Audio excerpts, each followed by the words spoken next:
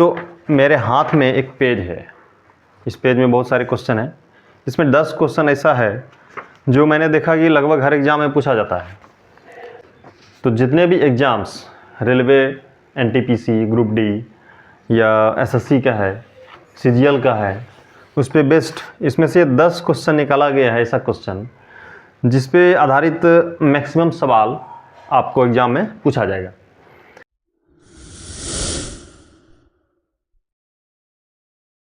तो आज हम लोग इसी 10 क्वेश्चन के बारे में बात करेंगे और एक एक करके सॉल्व करेंगे। आपको क्वेश्चन 1 बाय 1 आता जाएगा।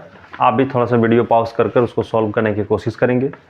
हो सकता है आप इसको सॉल्व करें तो उसमें मुझे भी खुशी होगी और आप अपना आंसर कमेंट करेंगे और मैं बनाऊंगा, उसमें मैच करेंगे। टाइम को ध्यान में रखते हुए आप चूँकि हम आप लोगों को समझा रहे हैं तो उसमें थोड़ा टाइम ज़्यादा लगेगा। आप अपना टाइम जो है मैनेज करके बनाएंगे ताकि जल्द से जल्द प्रॉब्लम को एग्ज़ाम में सॉल्व कर सकें। तो ये क्वेश्चन जो है मेंसुरेशन है, टाइम स्पीड है, टाइम वर्क है, CISI का है, कुछ प्रॉब्लम बेस्ड ऑन नंबर है, स्क्वायर रूट है, एलिगेशन मिक्सचर है और एक हाइट एंड डिस्टेंस का है। तो सारा चैप्टर लगभग इसमें कवर किया गया है जो एग्ज़ाम में पूछा जाता है ज़्यादातर। इसमें कुछ हमको लग रहा है मॉडरेट टाइप का क्वेश्चन है, ईजी टू मॉडरेट इसको कवर किया गया है ताकि हर तरह का सवाल आप सॉल्व कर सकें। तो क्वेश्चन 1 बाय 1 आपके सामने आ रहा है। ये फर्स्ट क्वेश्चन है, आप देखिए, इसको पढ़िए, हिंदी इंग्लिश दोनों में है। मैं एक बार पढ़ लेता हूँ। फर्स्ट क्वेश्चन है आपका, the area of a trapezium is 1792 centimetre square. The perpendicular distance between its parallel side is 28 centimetre. If the length of one of the parallel side is 72 centimetre, find the length of the other parallel side. ठीक है, समझ में आई? अगर समझ गए तो ठीक है, मैं आपके लिए फिगर बना रहा हूँ, आपने क्वेश्चन पढ़ लिया होगा। हिंदी में भी पढ़ देता हूँ। एक समलंब चतुर्भुज का क्षेत्रफल 1792 सेंटीमीटर स्क्वायर है। उसकी समानांतर भुजाओं के बीच की लंबवत दूरी 28 सेंटीमीटर है। यदि समानांतर भुजाओं में से एक की लंबाई 72 सेंटीमीटर है तो दूसरी समानांतर भुजा की लंबाई क्या होगी, ज्ञात कीजिए। तो ये जो है एक ट्रेपेजियम का सवाल है। ये है ट्रेपेजियम। इसमें 2 समानांतर साइड्स, पैरेलल साइड्स और 2 अनपैरेलल साइड हैं। इसमें बोला जा रहा है कि इसका एरिया आपको दिया हुआ है। एरिया है 1792 मीटर स्क्वायर, सेंटीमीटर स्क्वायर, और उसके पैरेलल साइड के बीच की परपेंडिकुलर डिस्टेंस 28 सेंटीमीटर। ये डिस्टेंस जो है 28 है, ये वाला। और एक साइड का लेंथ 72 सेंटीमीटर है। कोई भी साइड हम मान लेते हैं यही साइड है। तो find the length of other parallel side. तो इसमें आप अगर पढ़े हुए होंगे तो इसका एरिया का फॉर्मूला होता है half into sum of parallel side. मतलब ये और ये, अगर एक L1 है तो एक L2 होगा, इंटू ये हाइट। ये है एरिया का फॉर्मूला। किसके लिए? ट्रेपेजियम के लिए, समलंब चतुर्भुज के लिए। तो इसमें आपको सब कुछ दिया हुआ है। 1792 हाफ, L1 दिया हुआ है 72, L2 हमको निकालना है और हाइट दिया हुआ है 28 सेंटीमीटर। अब यहाँ से हम सॉल्व करेंगे। 2 से 14 कैंसिल, 14 से कटा लीजिए, कट ही जाएगा। 14 बन जा 14, 3 28, 14 8 जा 128। तो L2 इक्वल टू निकल गया आपका 72, इधर है, इधर आ जाएगा 128 माइनस 72 कितना हो गया? 65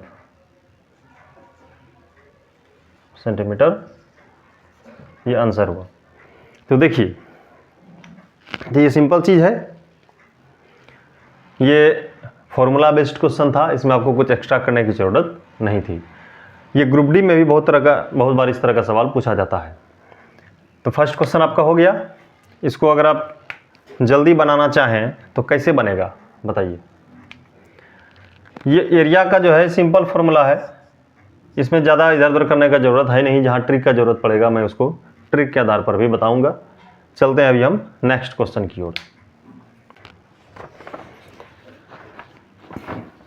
तो क्वेश्चन नंबर 2 आपकी स्क्रीन पर है, देखिए मैं पढ़ता हूँ। How many cubes of side 3 centimetre can be cut out of a cuboid of dimension 22 centimetre, 27 centimetre, 18 centimetre and 21 centimetre. 22 नहीं था, 27 था। तो 27 सेंटीमीटर, 18 सेंटीमीटर और 21 सेंटीमीटर आयाम वाले एक घनाभ से 3 सेंटीमीटर भुजा वाली कितने घन काटे जा सकते हैं। अच्छे से क्वेश्चन पढ़ लिया, आप अपनी स्क्रीन से पढ़ लीजिए। अब मैं इसको सॉल्व कर रहा हूँ। क्यूबॉइड का क्वेश्चन है, इसमें आपको मैं ट्रिक बता दूंगा और जो बेसिक रूल है उसके अनुसार ही बता दूंगा। देखिए क्यूबॉइड है, क्यूबॉइड मतलब होता है घनाभ जिसकी लंबाई चौड़ाई ऊंचाई अलग अलग हो। कोई एक अलग होगा तो वो क्यूबॉइड हो जाएगा। इसमें बोला कि हाँ ये 27 सेंटीमीटर है, ये 18 सेंटीमीटर है और ये 21 सेंटीमीटर है। इसको हमको काटना है छोटा छोटा क्यूब में। इसका प्रत्येक साइड 3 सेंटीमीटर है। इस तरह का क्वेश्चन बहुत सारा पूछा जाता है, खासकर ग्रुप डी में। और एसएससी में अगर आप जेडी का एग्जाम देंगे तो उसमें भी इस तरह का क्वेश्चन पूछा जाएगा। तो नंबर ऑफ स्मॉल क्यूब्स, ये अगर पूछा जाता है आपको कहीं पर भी नंबर जब पूछा जाए तो बड़े चीज का आयतन बाय छोटे चीज का आयतन, मतलब volume of large figure by volume of small figure. तो इसमें इसका एरिया का वॉल्यूम कैसे निकलेगा, तो 27 into 18 into 21 centimetre divided by 3 into 3 into 3। इसको डायरेक्ट आप सॉल्व कर दीजिए, आंसर आ जाएगा। 3 3 3 कट गया, डायरेक्ट 27 खत्म, 18 इंटू 21। अब देखिए बहुत सारे लोगों का क्वेश्चन होता है कि सर हम लोग कैलकुलेशन फास्ट नहीं कर पाते हैं। तो कैलकुलेशन फास्ट करने के लिए मैं आप लोगों को लास्ट में कुछ ट्रिक बताऊंगा जो बहुत इंपॉर्टेंट होंगे, अंत तक जरूर देखिएगा। तो इसको सॉल्व करिए। 8 1 जा 8, 8 2 जा 16 और 1 17 और 2 1 जा 2 और 1 3। तो 378 हो गया इसका आंसर। इस तरह का क्वेश्चन में ज़्यादा कुछ करना नहीं है, बड़ा वाला चीज़ का वॉल्यूम बाय स्मॉल चीज़ का वॉल्यूम। क्यूब है तो इसको क्यूब कर देंगे, डायरेक्ट आंसर आ जाएगा। ट्रिक से बनाना हो तो क्या करेंगे, करना यही है हमको, ज़्यादा कुछ नहीं है। इसका जब भी क्वेश्चन आता है तो इसके फैक्टर के रूप में ही साइड दिया रहता है ताकि आप नंबर जो है परफेक्ट एक न्यूमेरिकल वैल्यू आ जाए नंबर का। तो चलते हैं अगले क्वेश्चन की ओर। अच्छा एक चीज़ और, बहुत बार पूछा जाता है कि एक बड़ा सा आपके पास स्फेयर रहेगा, उसको भी मेल्ट करके छोटा छोटा ढाला जाता है।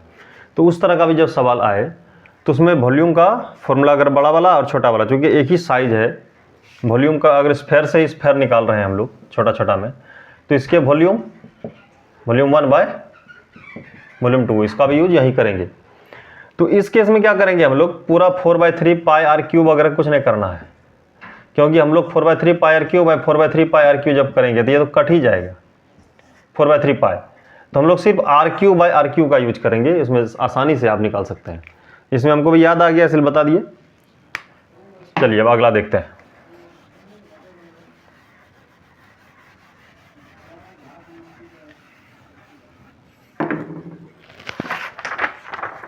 नेक्स्ट है 3 नंबर क्वेश्चन, पढ़िए, आपके स्क्रीन पर आ गया होगा। 2 trains going in opposite direction starts at the same time from 2 stations that are 250 km apart. The trains meet each other at a distance of 130 km from one of the station. Find the ratio of their speeds. समझे? 2 train है जो विपरीत दिशा में एक दूसरे से चलते हुए एक ही समय पर 2 स्टेशन से चलना शुरू करती है, जो एक दूसरे से 250 किलोमीटर दूर है। ट्रेन एक स्टेशन से 130 किलोमीटर की दूरी पर एक दूसरे से मिलती है, उसकी गतियों का अनुपात क्या होगा। देखिए 2 ट्रेन एक ही टाइम पर चलना शुरू की, पढ़ा हुआ हो गया, ठीक है, क्वेश्चन हटा रहे हैं। 2 ट्रेन है, एक यहाँ से जा रहा है, मान लीजिए ए है और ये बी है, 2 स्टेशन है, एक यहाँ से खुली एक यहाँ से खुली। इसका स्पीड v1 मान लेता है, इसका स्पीड v2। एक ही टाइम पे चलना शुरू किया है, डिस्टेंस है 250 किलोमीटर, ठीक है, ये डी हो गया। तो ये आपको दिया हुआ है। अब हम क्या करेंगे, बोल रहा है कि यहाँ से 130 किलोमीटर के डिस्टेंस पे उससे मिलती है। मतलब अगर ये 130 किलोमीटर गया यहाँ तक, तो इधर से कितना आया होगा, 250 में 130 सब्ट्रैक्ट करिए, 120 किलोमीटर। अब देखिए, इस तरह का जब सवाल आ जाए तो जितना भी टाइम हो, मान लीजिए टी टाइम के बाद दोनों मिला, तो टी टाइम में इसके द्वारा डिस्टेंस कितना कवर किया गया और उतना ही टाइम में इसके द्वारा कितना डिस्टेंस कवर किया गया, वो आपको दोनों दिया हुआ है। इसके द्वारा 130, इसके द्वारा 120। तो चूंकि दोनों का समय सेम है तो टाइम इक्वल टू क्या होता है, टाइम इक्वल टू होता है डिस्टेंस बाय स्पीड। तो डिस्टेंस है 130, स्पीड इसका हम लोग v1 माने हुए हैं। उसके लिए टाइम क्या होगा, 120 बाय v2। ठीक है, चूंकि दोनों टाइम सेम है तो 130 bye v1 equal to 120 bye v2। तो v1 बाय v2 अगर हम करेंगे तो ये वहाँ चला गया, ये इधर आ जाएगा, तो 130 बाय 120। तो यहाँ से आपको डायरेक्ट ये दोनों कट गया और 13:12 का रेशियो में आंसर आ गया। इसका ट्रिक क्या है, इसका ट्रिक ये है कि speed of A by speed of B बराबर distance covered by A and distance covered by B. ये इसका ट्रिक है। इसको यहाँ याद रखिएगा कि जब एक ही टाइम पर दोनों ट्रेन खुले और कोई एक स्टेशन से डिस्टेंस आपका दिया रहेगा, वो डिस्टेंस डिस्टेंस ऑफ ए हो गया, टोटल डिस्टेंस में इसको सब्ट्रैक्ट कर देंगे, वो डिस्टेंस ऑफ बी हो जाएगा। हमको ये सब कुछ नहीं करना है, जितना जितना डिस्टेंस कवर किया उसी का रेशियो कर देंगे, उसका आंसर हो जाएगा। ठीक है, तो ये ट्रिक आपको आगे बहुत काम आने वाला है, इसको ध्यान रखिएगा, ये बहुत इंपॉर्टेंट ट्रिक है। चलते हैं अगले क्वेश्चन की ओर। क्वेश्चन नंबर 4 है। सारा क्वेश्चन का पीडीएफ आपको लिंक में दे दिया जाएगा, डिस्क्रिप्शन से भी ले सकते हैं। A car travels at an average speed of 50 kilometre per hour for the first half of the journey and 60 kilometre per hour for the second half. What is the average speed of the car for the entire journey.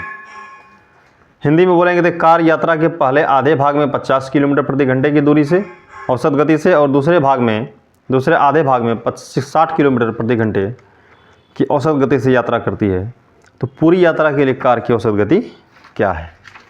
देखिए एक चीज़ ध्यान दीजिए, यहाँ कह रहा है कि हो गया क्वेश्चन पढ़ा हुआ। देखिए एक कार जो है पहला आधा डिस्टेंस मतलब हाफ ऑफ टोटल डिस्टेंस 50 के स्पीड से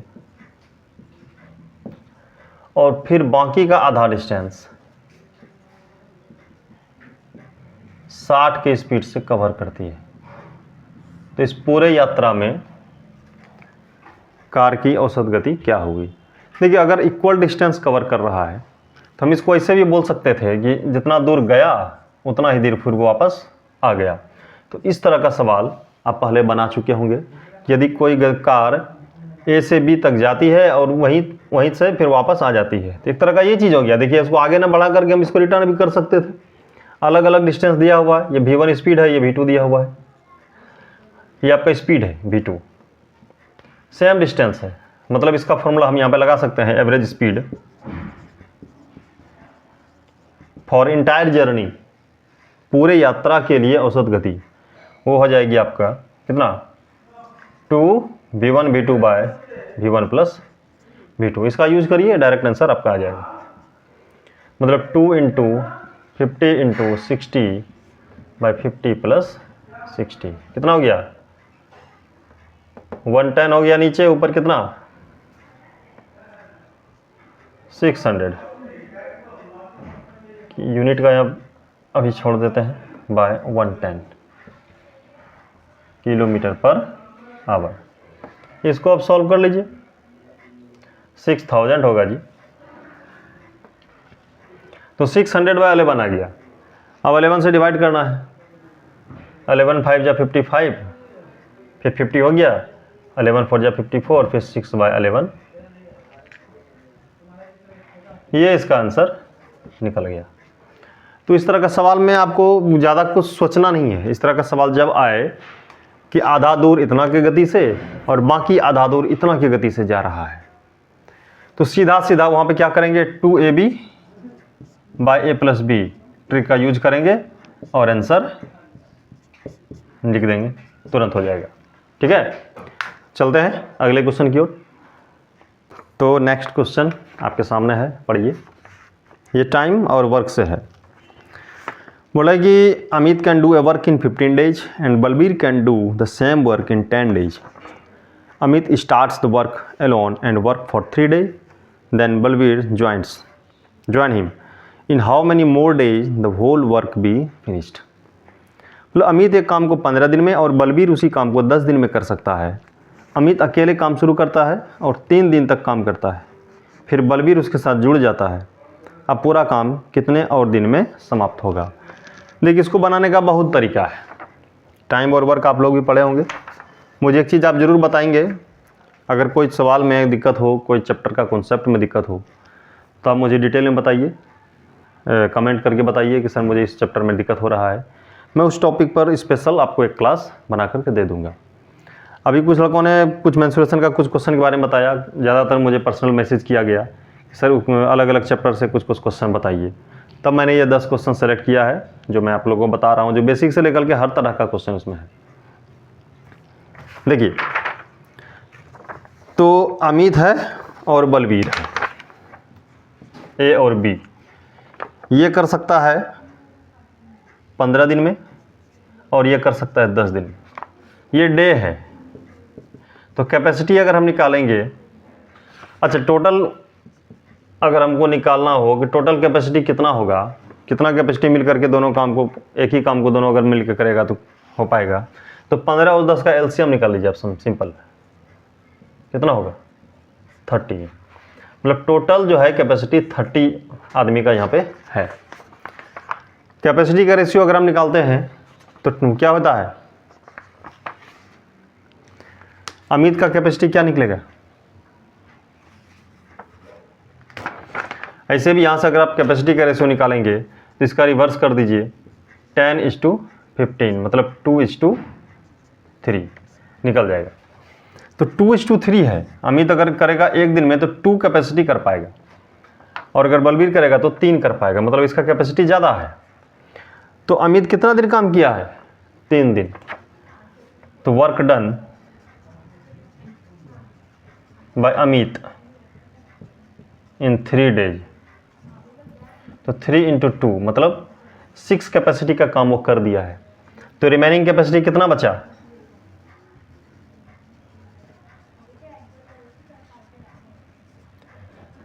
तो 30 में आप 6 घटा दीजिए, 24 बचा हुआ है जो दोनों को मिलकर करना है। तो दोनों मिल करके कितना काम कर सकता है, दोनों का कैपेसिटी अगर हम जोड़ दें तो 3 2 5, तो टोटल कैपेसिटी टुगेदर 5। सो अब बोल रहा है सवाल में कि कितना और दिन लगेगा, तो टाइम टू बी टेकन हो जाएगा 24/5 डेज। कितना हो गया, 5 4 जा 20 एंड 4/5। इतना डेज आपको और लगेगा दोनों को मिला करके।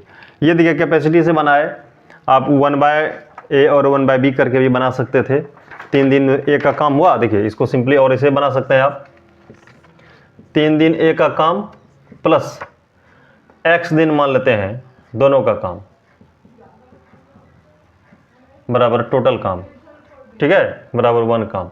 इसको बैठा करके भी आप इस पर एक लाइन में बना सकते हैं। सॉल्व कर देते हैं आपके लिए, या आप लोग खुद इसको सॉल्व करके हमको बताइए कितना आया है। इसमें आपको एलसीएम वगैरह लेने का जरूरत नहीं होता है।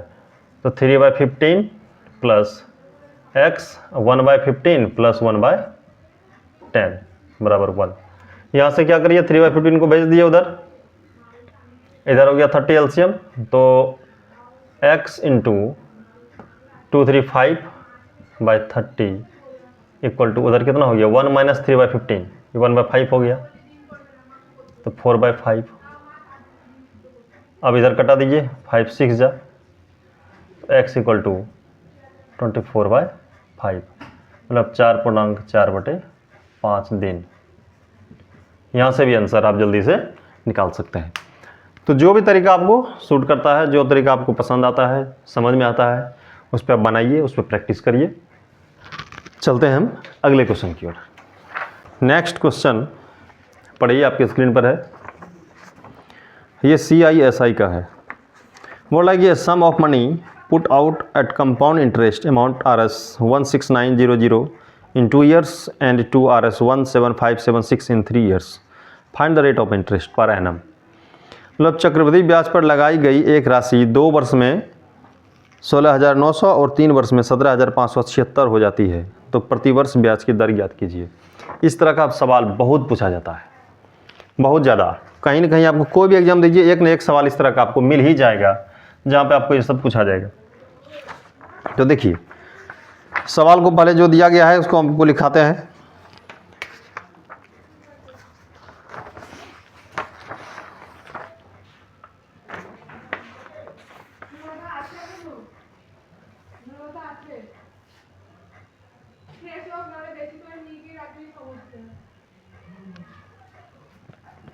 सबसे पहले ये बात ध्यान दीजिए कि 2 वर्ष में कितना हो गया, 2 साल में हो जा रहा है 16,900 और 3 साल में हो रहा है आपका 17576। ये क्या हो रहा है? ये इंटरेस्ट नहीं है, ये अमाउंट है, मिश्र धन है ये। तो ये लिख लिए। इसमें एक चीज़ ध्यान दीजिए कि 2 साल से 3 साल हुआ है, टाइम कितना गैप है, 1 साल का। तो 1 साल में ही बढ़ा ना, डिफरेंस कितना ईयर का है, तो 1 ईयर में डिफरेंस कितना हो रहा है यहाँ पे, इसमें इसको घटाना है 6 7 6। इतना रुपया 1 साल में बढ़ा। और 1 साल में आपको ध्यान होगा CI हो चाहे एक SI हो, 1 साल में इंटरेस्ट सेम होता है। मतलब कि अगर इसको हम P पकड़ते तो 1 साल में इतना बढ़ के इतना होता। ठीक है, ये 676 रुपया निकला। 1 साल के लिए दोनों बराबर होता है इंटरेस्ट, चाहे 1 साल का जब बात होता है तो CI हो चाहे SI हो, दोनों के लिए इंटरेस्ट सेम होगा। तो SI बराबर PRT/100, तो R बराबर SI into 100/P into T। इसका हम यूज़ करेंगे यहाँ पर।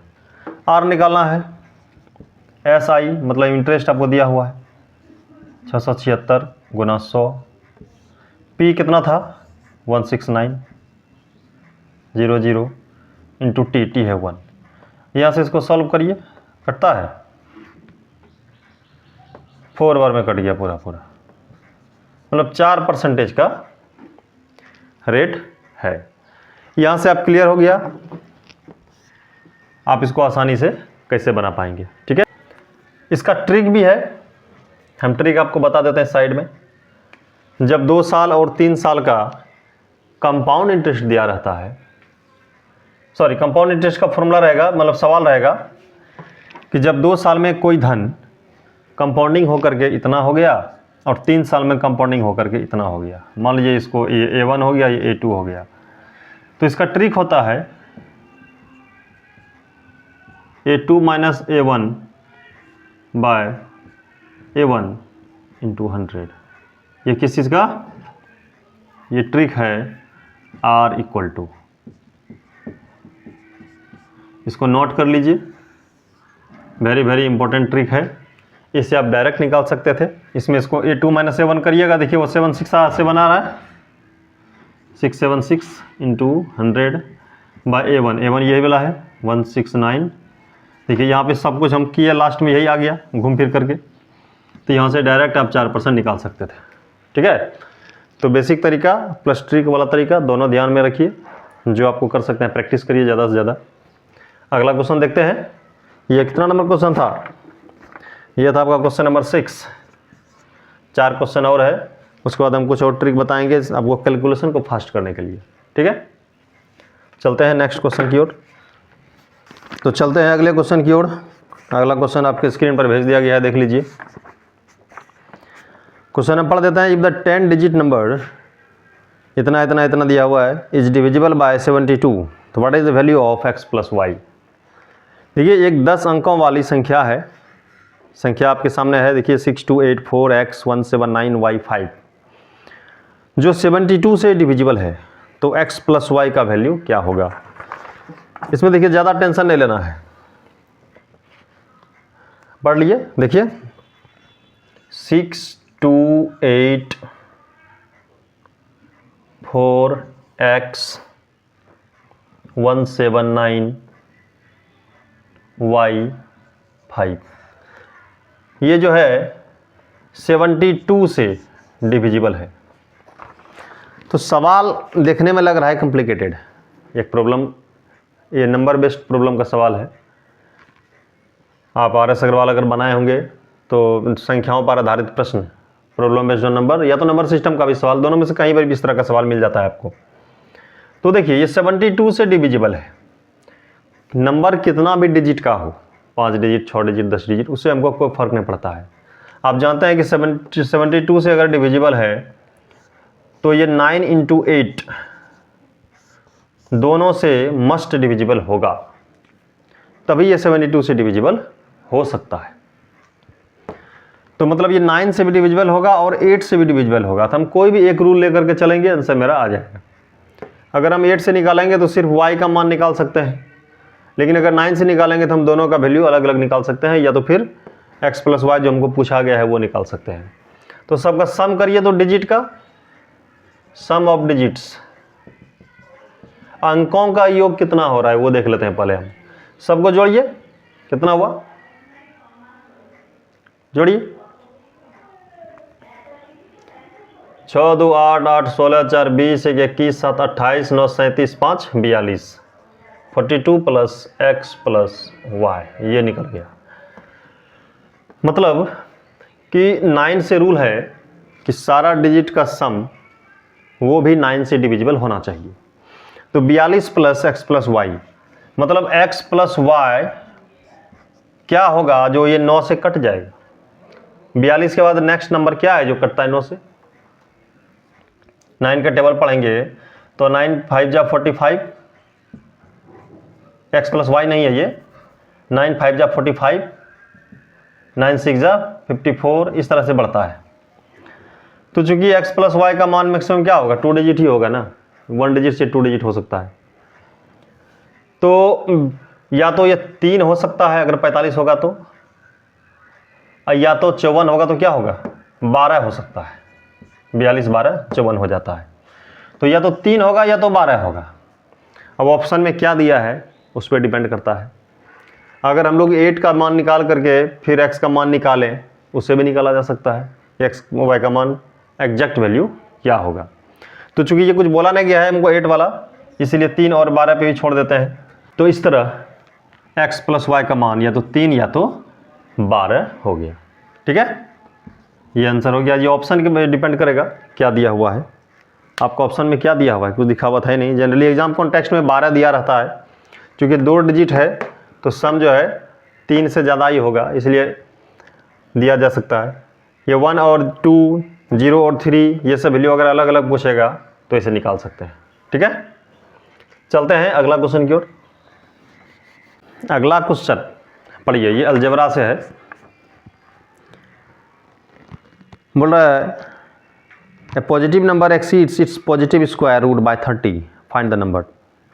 ये प्रॉब्लम बेस्ड ऑन नंबर से भी पूछ सकता है इस तरह का सवाल। बोला एक धनात्मक संख्या अपने धनात्मक वर्गमूल से 30 अधिक है, समझे बात। क्वेश्चन नंबर है ये आपका 8। एक नंबर है पॉजिटिव नंबर, इसका वैल्यू अपने पॉजिटिव स्क्वायर रूट से 30 ज़्यादा है, बस यही है एक्सप्रेशन इसका। इसको आप सॉल्व कर दीजिए, आंसर हो जाएगा। सॉल्व कैसे करेंगे वो मैं आपको बताता हूँ। तो क्या करते हैं, 30 को इधर लेते आते हैं, x माइनस 30 बराबर बचेगा रूट एक्स। दोनों तरफ स्क्वायर कर दीजिए, तो a square plus b square minus 2ab, तो 3 2 जा 6, तो 60x इक्वल टू ये x हो गया। अब इसको इधर लेते आइए, तो एक्स स्क्वायर माइनस कितना हो जाएगा 61x प्लस 900 इक्वल टू 0। अब ये क्वाड्रेटिक इक्वेशन आ चुका है। अब यहाँ से आप सॉल्व कर सकते हैं, नहीं कर सकते हैं तो मैं ज़रूर करके दिखाऊंगा। देखिए हम 900 और 1 मतलब 900 का ऐसा फैक्टराइजेशन करिए जिसमें आपको 61 हो जाए जोड़ करके। तो क्या क्या हो सकता है, 30 30 तो 60 होता है, लेकिन ये 61 नहीं होगा फिर आपका 900। तो हमको एक आगे एक पीछे करिए थोड़ा, 25 से अगर मल्टीप्लाई करते हैं तो 25 3 जा 25 6 हाँ 25 इंटू 60 तो ये 36 91 आ जा रहा है, ये 61 आ जा रहा है और मल्टीप्लाई होकर के आपका 900 भी हो जाएगा।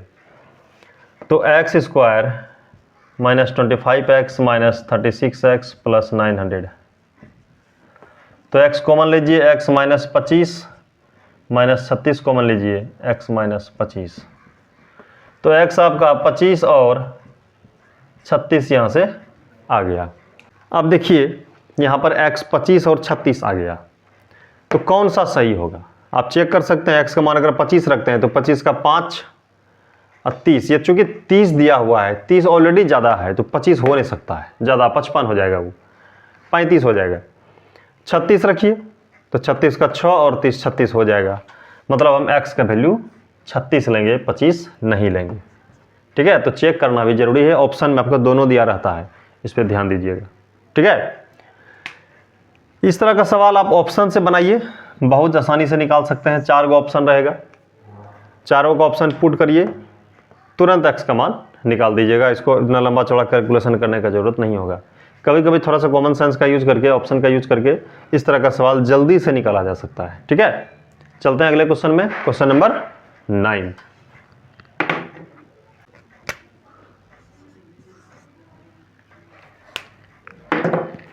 नौ नंबर क्वेश्चन आपकी स्क्रीन पर है, देखिए। बोला है vessel contains a mixture of 28 litre of milk and water in the ratio of 5:2. 7 liter of milk is added to it. What is the ratio of milk and water in new mixture? Alligation mixture का सवाल है। एक बर्तन में 28 litre दूध और पानी का मिश्रण 5:2 में है। यदि इसमें 7 लीटर दूध और मिला दिया जाए तो नए मिश्रण में दूध और पानी का अनुपात क्या होगा। ये एलिगेशन मिक्सचर का कॉमन प्रॉब्लम है। इसको देखिए कैसे बनाएंगे। देखिए मिल्क और वाटर रेशियो दिया हुआ है 5:2। टोटल कितना है 28 लीटर। ठीक है, तो इनिशियली मिल्क कितना है, इनिशियली मिल्क इक्वल टू, तो मिल्क का निकालना है तो 5/5 + 2 7 इंटू 28 20 लीटर है मिल्क। हमको मिल्क का निकालना है तो हम ज़्यादा ध्यान पानी पे नहीं देंगे। मिल्क 20 लीटर हो गया। ठीक है, अब फाइनली मिल्क कितना है। अब आप देखिए मिल्क इसमें जोड़ रहे हैं 7 लीटर, तो ऑब्वियसली 7 लीटर ये बढ़ जाएगा। पहले 20 लीटर था, अब प्योर रूप से 7 लीटर बढ़ जाएगा, तो मिल्क हो गया 20 + 7 27 लीटर। और टोटल वॉल्यूम भी तो बढ़ गया, पहले 28 था, अब हो गया 28 + 7 35 लीटर। इसमें 27 लीटर क्या है, मिल्क है। तो वाटर कितना है, 35 में 27 घटा दीजिए, 8 लीटर। ठीक है, तो न्यू रेशियो क्या हो गया 27:8। अब इसको सॉल्व करिएगा। इसको सॉल्व क्या करेंगे, इसमें तो कोई चीज़ से कटेगा नहीं, तो न्यू रेशियो आपका 27:8 आंसर हो गया। ठीक है, ये बिल्कुल बेसिक था। हमको देखिए शुरू से वाटर पर कोई ध्यान नहीं देना है। मिल्क का दिया गया है, ऐड क्या किया गया, मिल्क, तो हम इनिशियली मिल्क का पहले निकाल लिए कितना था, और मिल्क जोड़ने के बाद कितना हुआ वो निकाल लिए। अब ये मिल्क जोड़ने के बाद हुआ है इतना, तो टोटल भी तो बढ़ा, उसको भी निकाल लिए कितना हो गया। उसमें से मिल्क घटा लिया, वाटर निकल गया, और वाटर और ये मिल्क और वाटर का नया रेशियो निकल गया। ठीक है, चलिए अगला क्वेश्चन देखते हैं। लास्ट क्वेश्चन है,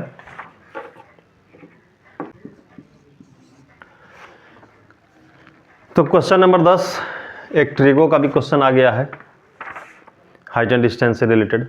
देखते हैं, सिंपल क्वेश्चन है। A ladder 20 meter long is leaning against a vertical wall.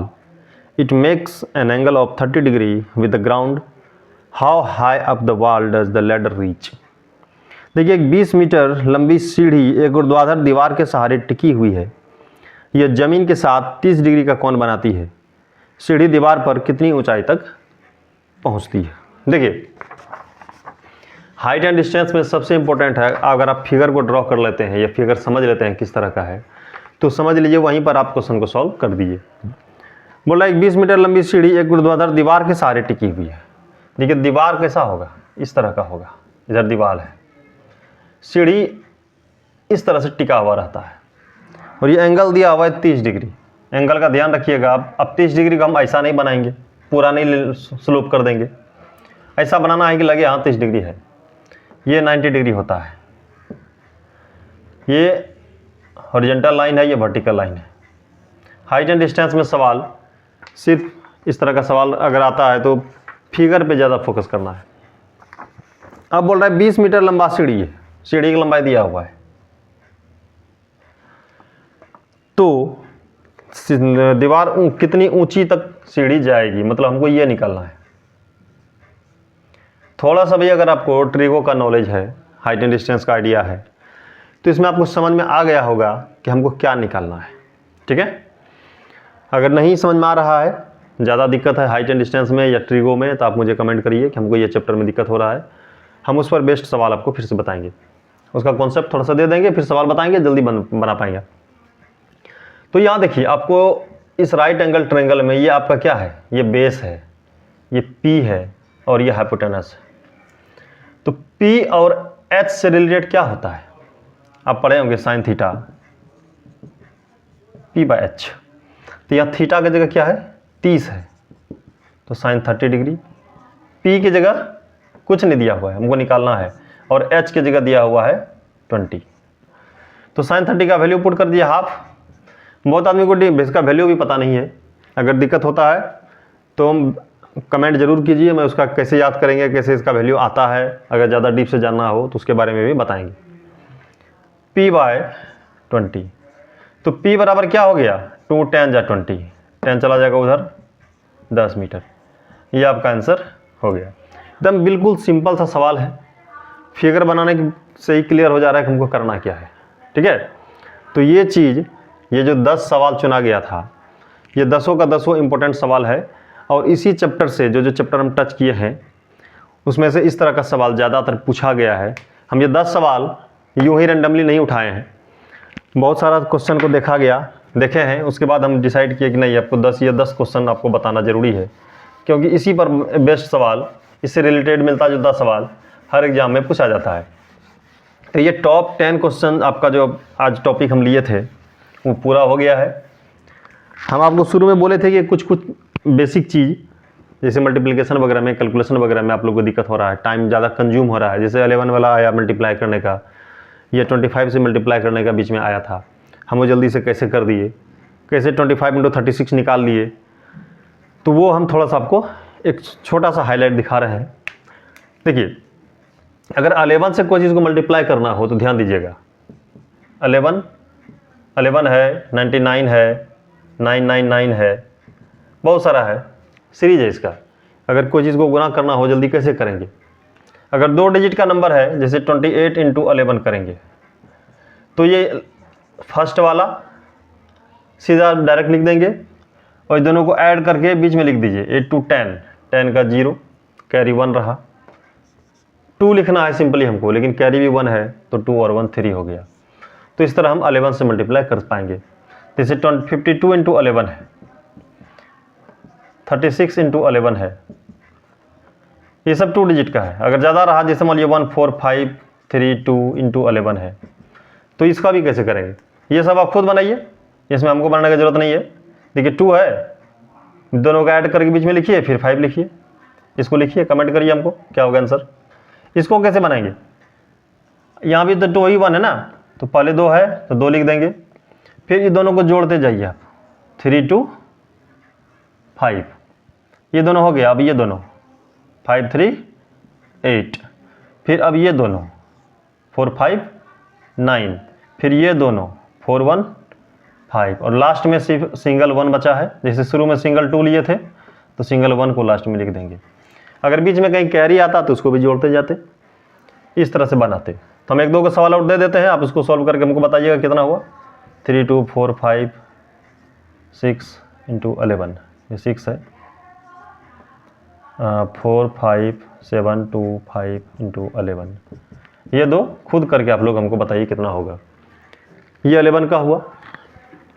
अब 99 है, इसका भी बता रहे हैं आपको।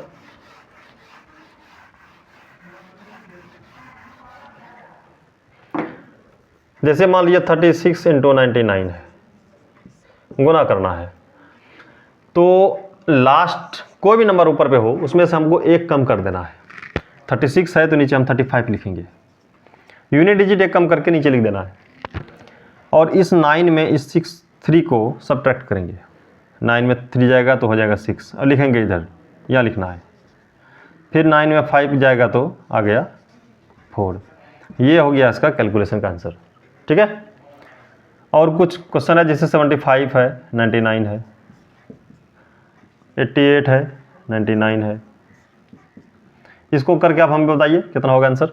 इसी तरह जैसे जैसे हम बताए अभी आपको, 9 9 हो चाहे कुछ भी हो, जैसे ज़्यादा 9 है, ऊपर मान लीजिए 3 4 8 इंटू 9 9 9 आया, तो इसका भी उसी तरह होगा। 3 4 8 है तो 3 4 7 लिखेंगे नीचे, और 9 में 3 को सब्ट्रैक्ट करेंगे, 6 5 2, इस तरह से क्वेश्चन इसका बनाएंगे।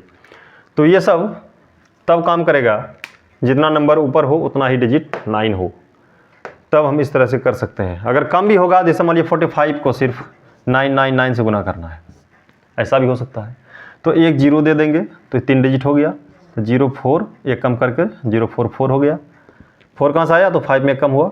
अब इस 9 में 0 घटेगा तो 9, इस 9 में 4 घटेगा, इस 9 में 4 घटेगा, तो ये आंसर हुआ। 0 को छोड़ देंगे।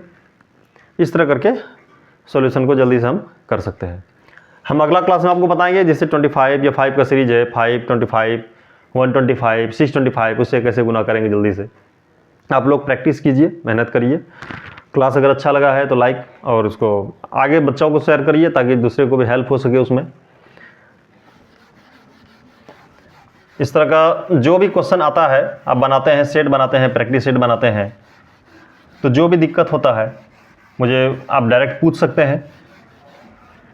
कमेंट में आप लिखिए मुझे सर इस टॉपिक में दिक्कत हो रहा है, इस चैप्टर में दिक्कत हो रहा है, उस पर बेस्ड हम जो भी क्वेश्चन हो सकता है आपको हेल्प करने का वो ज़रूर करेंगे, ठीक है। तो चलिए आगे मिलते हैं फिर नेक्स्ट क्लास में। थैंक यू, तब तक मेहनत करते रहिए बढ़िया से। ओके।